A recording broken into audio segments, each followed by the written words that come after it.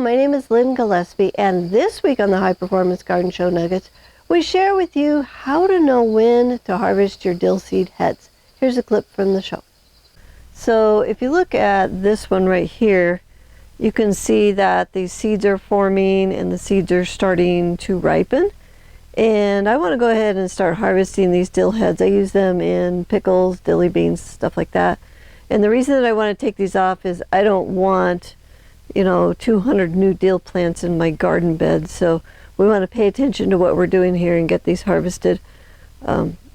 So when they get to this maturity, you want to just take that off. And then I have this big tub because I couldn't find another pillet case. And I'm just going to put those in the tub. We're going to go around the whole garden and get these. And then if the seeds want to fall off of here, then I've got them collected in the tub. And the tub's going to go in the house in a kind of a warm, dry place so that the seeds can finish maturing.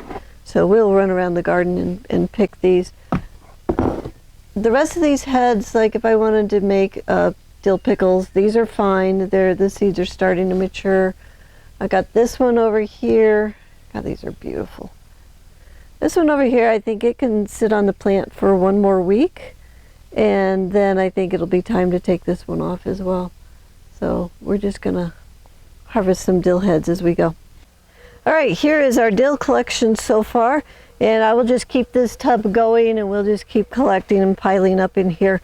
And if you want to grow some more dill, once the seeds turn brown, you can plant them right back and grow another crop if you're wanting some more dill to grow.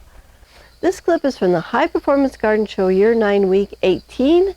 And if you'd like to watch the whole show, it's free, it's online, and you can enroll on our website at thelivingfarm.org/high-performance-garden-show.